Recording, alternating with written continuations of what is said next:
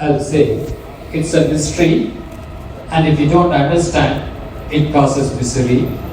But if you achieve mastery, then you can create history. And if you don't, then you will become a part of the history. That's understanding communication and understanding emotions, because they are interrelated. There is no emotion independent of communication, and no communication independent of emotion, because all communications are loaded with emotions. There are very rarely neutral communications. But why we fail in communication? Why do we get angry? Why sometimes it creates problem in communication? Because there are so many layers and so many filters. Like when Sabyan wanted me to talk on the topic, he had certain things in his mind and he communicated it to me, which would have been different from what he had in his mind, and what I received is different from what he said, and what I'm going to talk will be different, and how you perceive, how you receive. There's going to be so much of gap and so many filters involved. That's why we don't get the communication straight, and that's the reason for misunderstanding. So, just to break the monotony, can we all just do an exercise? Because from morning you should have been listening to various lectures, would have been on ophthalmology. It's a completely different topic. So I would request all of you to just stand up, please.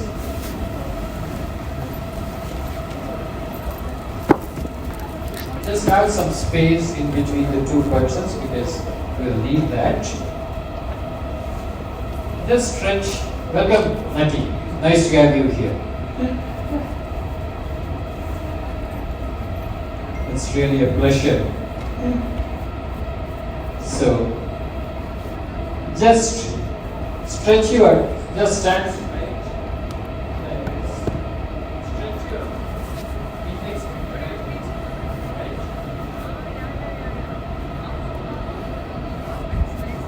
Just take it as far back as possible. Not the point at which you are without moving your head. And not the point which you have reached. As much back as you can do, and not the point you have reached. Now,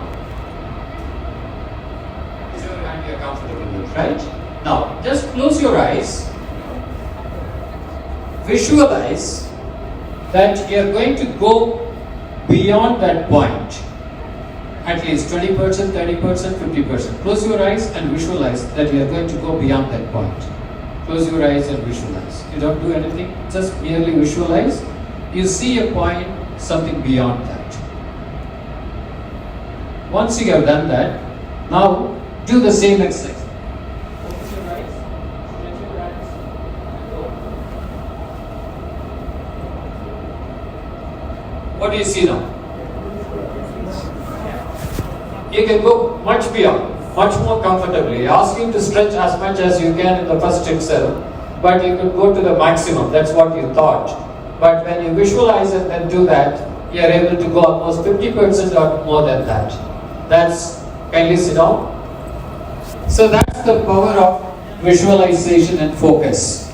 If a few seconds of visualization can do that, then you can imagine the power of your mind. So it's not only the power of your mind, it's also to break your mindset and change the mindset. That's the reason why I did this exercise. Because a moment of, recently I read a particular poignant statement, a moment of misunderstanding can be so poisonous that it can destroy thousands of lovely interactions we have had in a fraction of a second. That's the power of misunderstanding. So why misunderstanding happens in communication?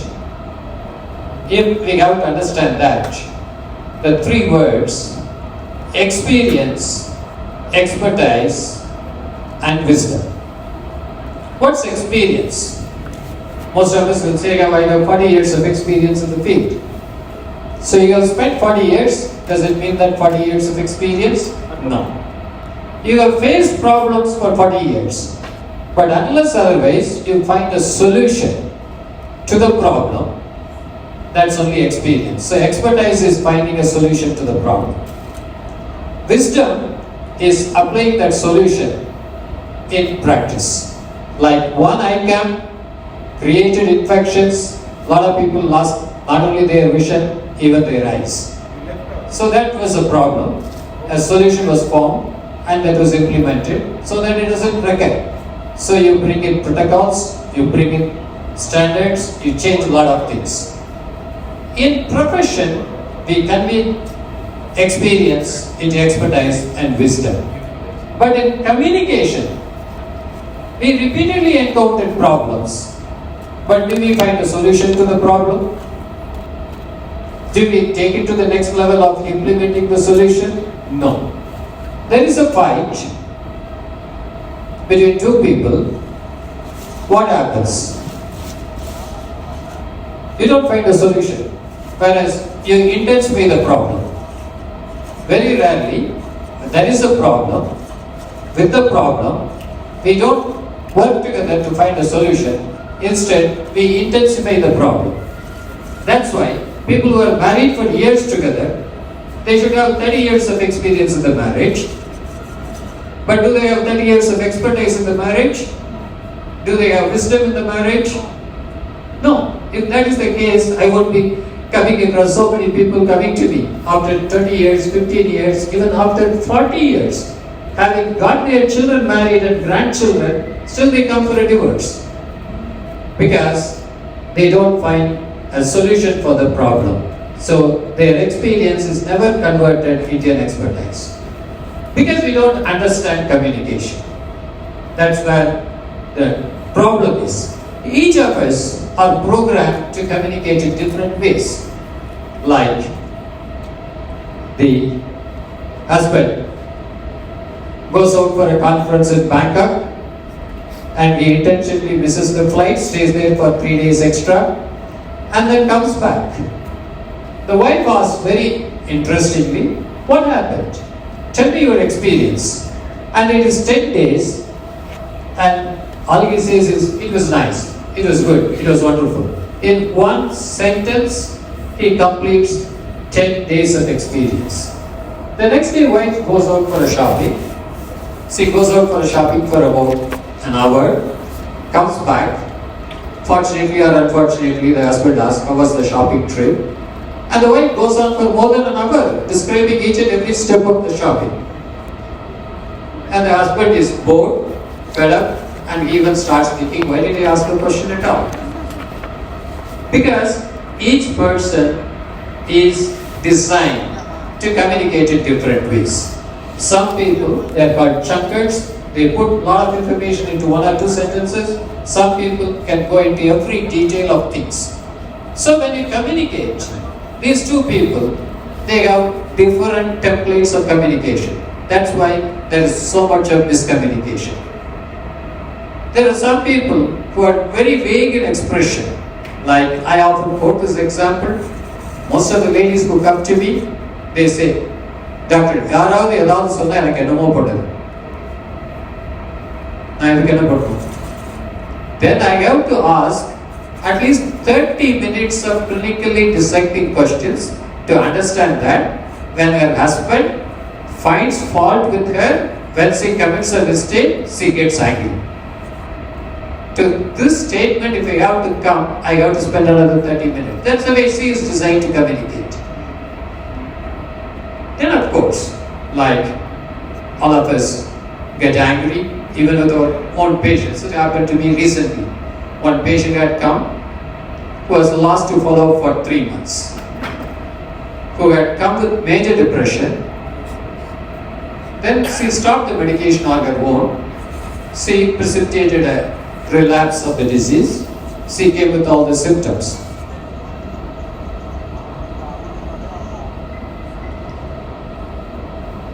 So I asked her what happened. Doctor says, I felt alright, I thought it's okay. So I wanted to streamline the medication. That really sent something up in my head. I almost wanted to say, if you want to commit suicide, do it on your own, don't make me an oven. So why did I burst out? If you understand, probably this patient had a very, very difficult disease. I had really worked hard to make it all right. And every time she comes, she keeps complaining about waiting time, etc., etc. She wants to be seen immediately. So we make accommodation for all that. And you give so much to her, and finally she doesn't even care to ask you whether can I stop the medication or not. So whenever you are reacting, you are not reacting to the present, but you are reacting to your history. You are accumulating so many things about the person. So you have a program running in your mind, which keeps collecting things, forming images, and you have a lot of other things happening in your mind, and that comes out. So we are not even aware. So more than 90% of our communication is subconscious. Only less than 5% of our communication is conscious. So you can correct only that 5%. 95% of what's happening in communication, unless otherwise you know in depth, you know the structure, you know what's going on, and if you don't have a structure or a template, then you won't be able to correct it. That's why I'm going at a little different way rather than talking directly about anger management, because I'm going into the root cause. So there is so much of communication gap. Why there is communication gap? Because the two persons in communication are a group. Each person has a different belief system, different value system, and different educational background, cultural background, and each person has a different agenda for the communication. So you communicate with a different purpose, he is receiving the communication in a different purpose. So the agenda that's set by the other person and by you is totally different. So that's why there is always a communication gap. So what decides the communication is the perception. So in NLP they say the meaning of communication is the response you get. So if you are not able to get the right response, what do we normally say? The other person is an idiot, he doesn't understand what I am saying. I have explained so clearly and still he is not able to understand. That's not right. So if you want the right response, you should change your communication to the way you get the right response from him. So it's your duty to communicate in an appropriate way. So that's the meaning of communication, is the response you get. So you need to understand how he perceives the words you said, the tone you used, because always they say only 7% of the meaning of the words constitute communication. 90% of the communication is outside the meaning of the words. But in school, college, in all our education, we are focusing on only on that 7% of the communication, not on the 93% of the communication. So that's the reason why there is so much of misperception. Then comes hierarchies that we have set. There are some people we place at the top of the order, they are willing to take up anything from them. And you don't get upset even if he shouts at you. You are going out of your way to please them. So when you place somebody at the top of the hierarchy, and you place somebody at the bottom of the hierarchy, where you pass on all that to the other person. You can treat it any way you like. So these hierarchies, again, is not to do with conscious mind.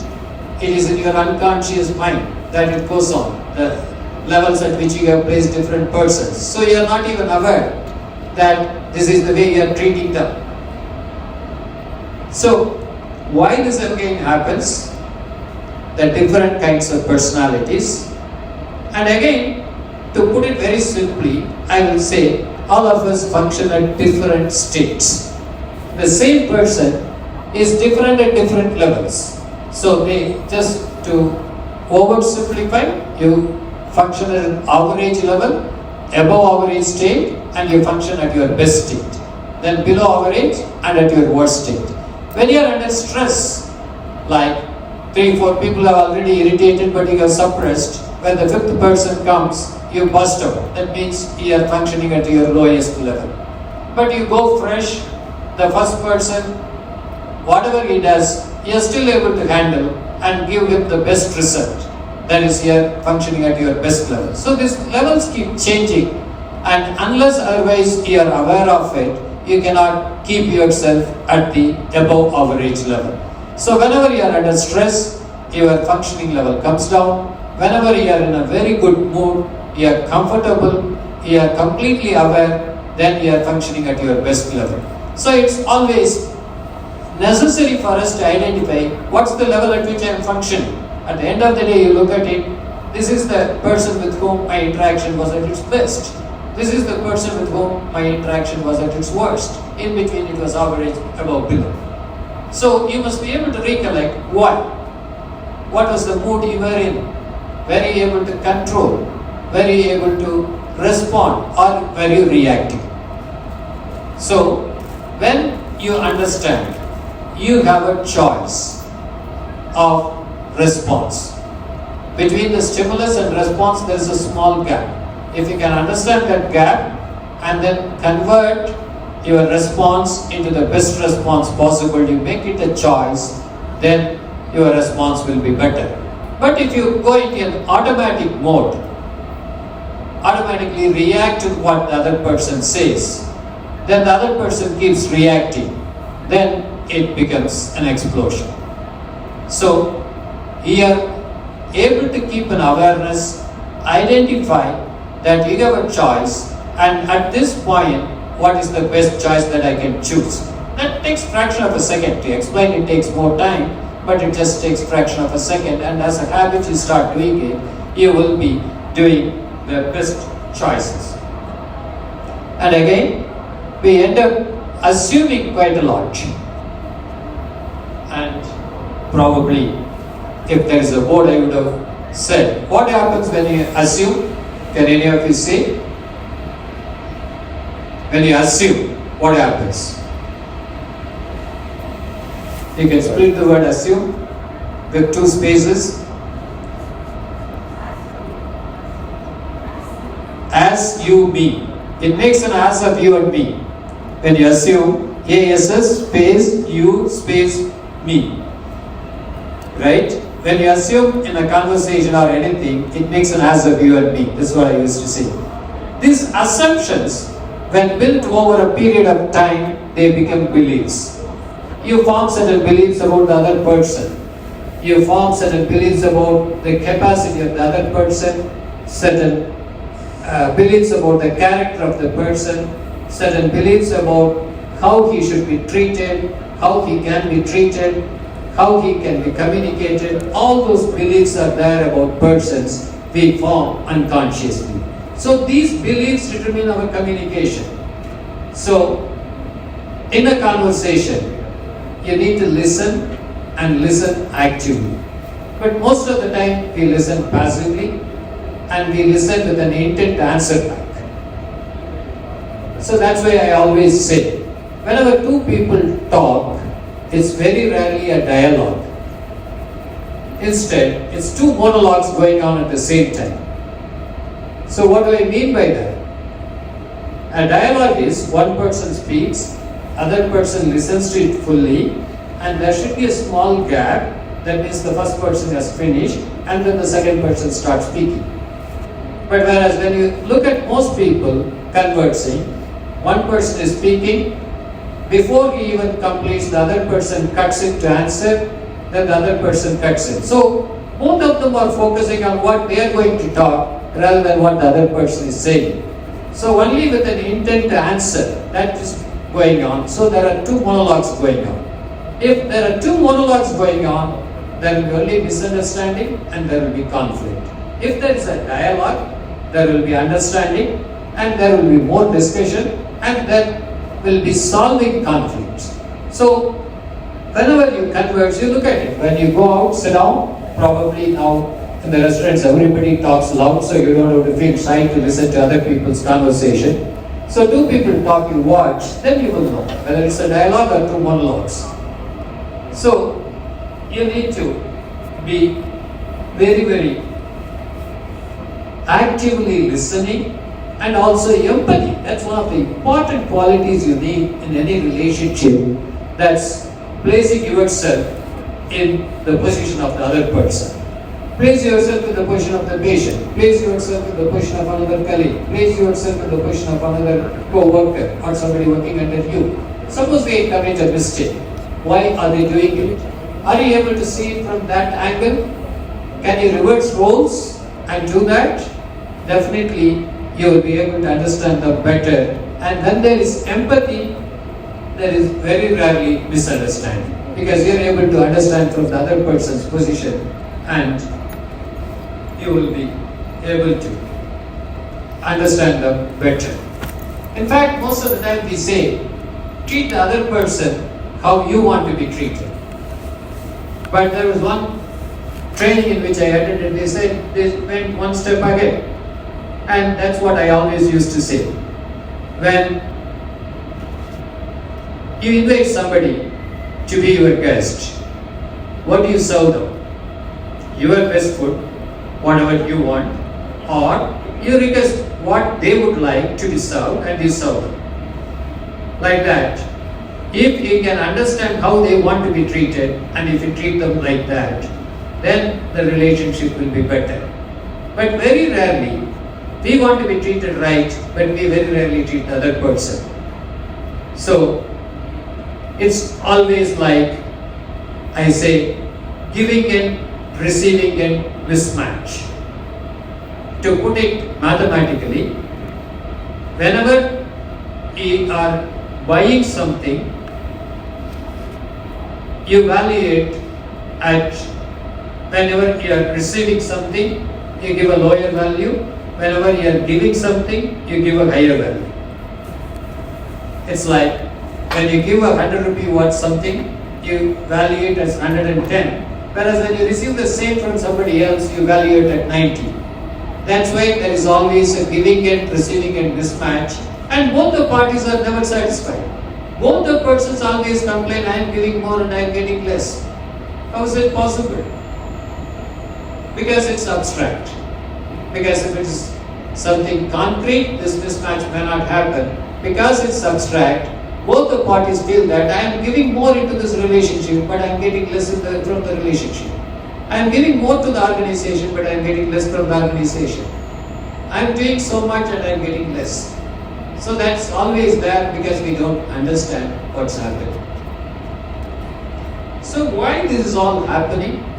Because there are so many filters at what they call meta programs. Each person is programmed to think in a different way, and the value system is different, the beliefs behind the communication is different, attitude, your memories and your decisions. That's why I always said, you are not reacting to the present, you are reacting to the history. So, you have formed memories about the person, as I said about the patient. I have formed certain memories, and I have formed certain assumptions, and I have developed a particular attitude about the person, and that's the reason why I burst out at that time. So every time you get angry, you are reacting to the history. So you need to understand that. Then, some of the other things which I wanted to point out was, we always generalize. When somebody commits a mistake, you don't say you are committing a mistake, you say, you are always like this, you never do this. So that's what is called generalization. You don't pinpoint, this is a mistake you have done. Instead you say, you always do that, you never do it right, you can never be taught, something like that. So that affects the communication. Then another thing is, in relationship, we want to change the other person. But when you are trying to change the other person is trying to change you. So in the end, there's only disappointment for both. So the only person you can change in this entire world is yourself. Then the control and other feeling that I'm always right, other person is always wrong, that kind of attitude also affects. Then somebody asked, I am very, very fair, but other people are behaving unfair to me.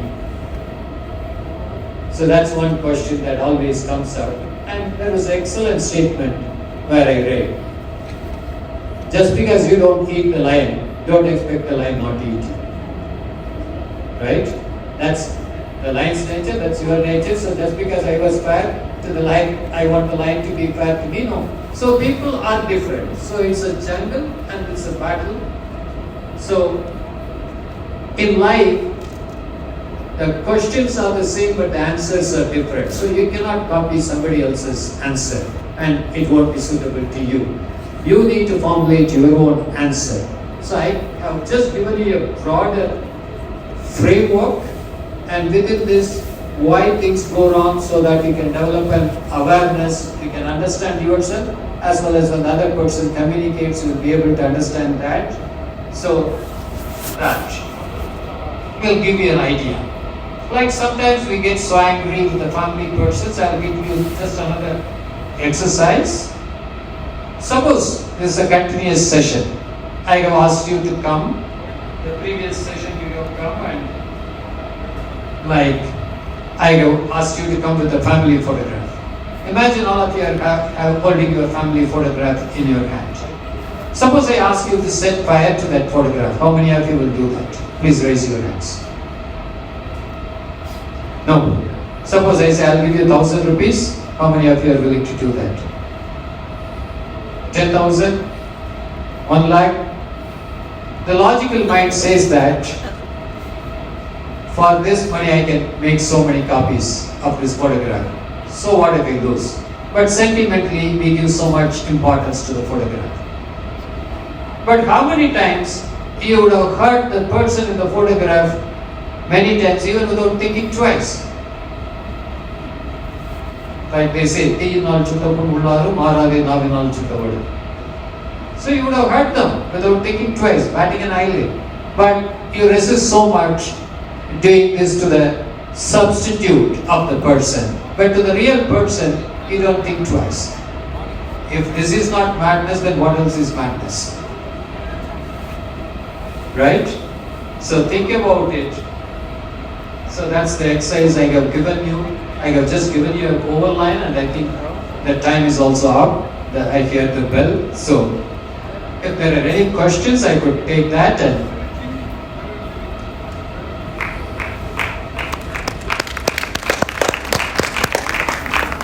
yeah. In college, I am Srinivasan. I never got angry. But when I went to Bombay, whatever I wanted was not given, so I had to grab a fight. So I started fighting. And I'm trying to reduce it. But the problem is, I'm a perfectionist at others' cost. And I don't know how to adjust with the, what do you call